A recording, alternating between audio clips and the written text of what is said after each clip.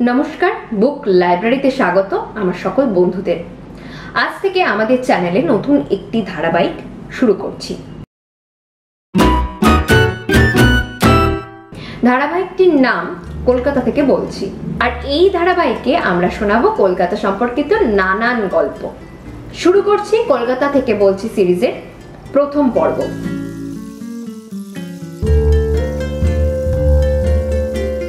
আজকে কলকাতার যে গল্পটি নিয়ে এই পর্বটি শুরু করব সেই গল্পটি হলো বিদেশিদের গল্প।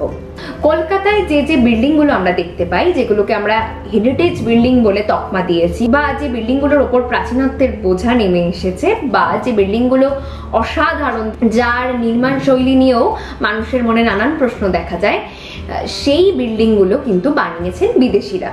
এই কথা আমরা সকলেই জানি। আর এই বিদেশি মানে যাদের নাম মাথায় আসে তারা হলেন ইংরেজরা। এখন বিষয়টা হচ্ছে, কলকাতাকে শহরে বা মহানগরীতে রূপান্তরিত করেছে ইংরেজরা হলেও ইংরেজরাই কিন্তু কলকাতায় প্রথম বিদেশি নয়।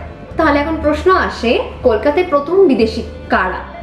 কলকাতায় প্রথম বিদেশি হলেন আর্মেনিয়ানরা।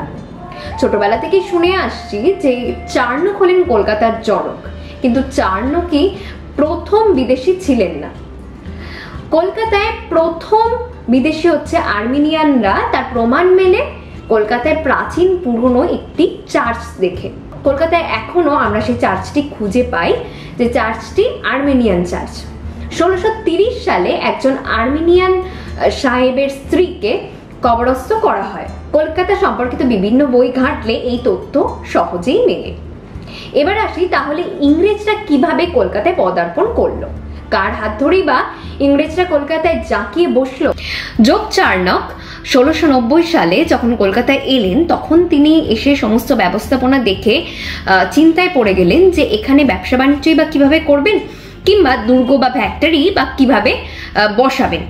সেই জায়গা থেকে তিনি নানান রকম চিন্তা ভাবনা করে যখন বুঝতে পারলেন মোগলদের সাথে তাদের সম্পর্কের অবনতির কারণে কোনোভাবেই কলকাতায় ব্যবসা করার অনুমতি মিলছে না বা মিলবে না, তখন সমস্ত ইংরেজরা মিলে প্ল্যান করে দ্বারস্থ হন একজন আর্মেনিয়ানের কাছে। নাম হলো খোজা ইসরাইল সারহেদ।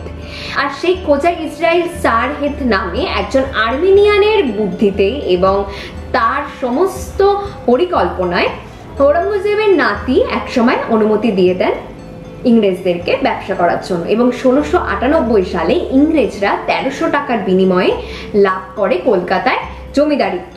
কোন কোন জায়গা?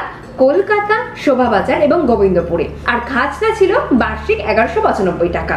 আর এভাবেই ইংরেজরা কলকাতায় পাকাপাকি ভাবে ব্যবসা করার নাম করে তাদের যাত্রা শুরু করেছিলেন আর্মেনিয়ানদের হাত ধরে। এতক্ষণ শুনছিলেন আপনারা কলকাতা থেকে বলছি সিরিজের প্রথম পর্ব। আর এই প্রথম পর্বের ঘটনাগুলি, তথ্যগুলি আমরা উদ্ধার করেছি যে বইটি থেকে। সেই বইটি হলো আনন্দ পাবলিশার্স কর্তৃক প্রকাশিত শ্রীপান্থের কলকাতা বইটি থেকে।